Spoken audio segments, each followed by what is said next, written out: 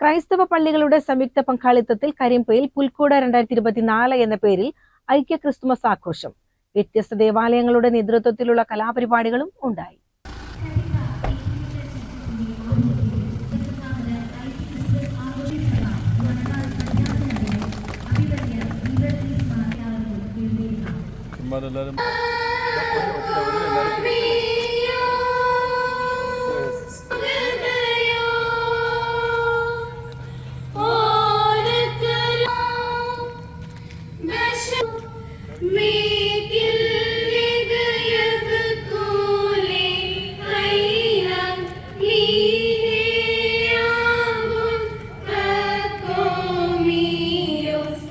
കല്ലടിക്കോട്, കാഞ്ഞിക്കുളം, കരിമ്പ, തച്ചമ്പാറ, ചൂരിയോട്, ഇരുമ്പാമുട്ടി, പാലക്കയം പ്രദേശങ്ങളിലെ ക്രൈസ്തവ പള്ളികളുടെ സംയുക്ത പങ്കാളിത്തത്തിൽ ക്രമീകരിച്ച 21ാമത് ഐക്യ ക്രിസ്മസ് ആഘോഷം പുൽക്കൂട് 2024 കരിമ്പ ബഥനി സ്കൂളിൽ നടന്നു.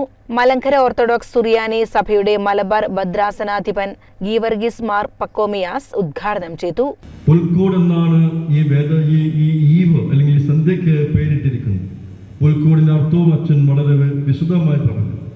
എന്നാൽ പലപ്പോഴും പുൽക്കൂടുകൾ സ്ഥാപിക്കപ്പെടുന്നത് എവിടെയാണ് എന്നതാണ് നമ്മൾ ചിന്തിക്കേണ്ടത്. ക്രിസ്തു ജനിക്കുവാൻ ഇടം നൽകുവാൻ പലപ്പോഴും പുൽക്കൂട് ആവശ്യമാണ്.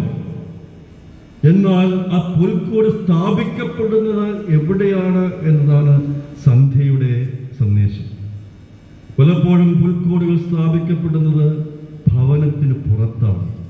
മറ്റുള്ളവർക്ക് കാണുവാനും മറ്റുള്ളവർക്ക് ആസ്വദിക്കുവാനും മറ്റുള്ളവർക്കിടെ പ്രശംസ നേടുവാനും പലപ്പോഴും പുൽക്കൂടുകൾ നമ്മൾ സ്ഥാപിക്കും.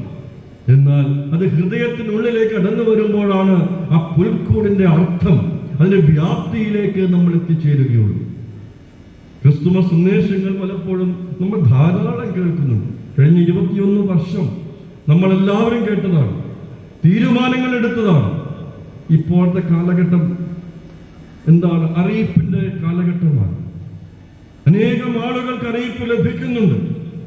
Ecumenical churches chairman father Isaac Kocheri അധ്യക്ഷനായി.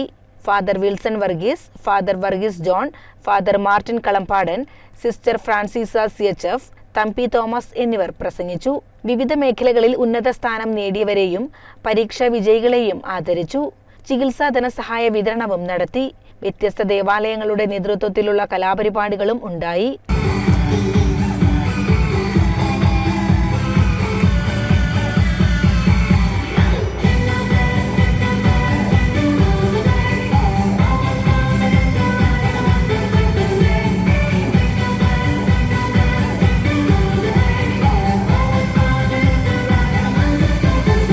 കാഞ്ഞിക്കുളം മുതൽ ചിറക്കൽപ്പടി വരെയുള്ള വിവിധ സഭകളിൽപ്പെട്ട 15 പള്ളികളും 6 കോൺവെന്റുകളും ഉൾപ്പെടുന്നതാണ് കരിമ്പ എക്യുമെനിക്കൽ പ്രസ്ഥാനം. CCN മണ്ണാർക്കാട്.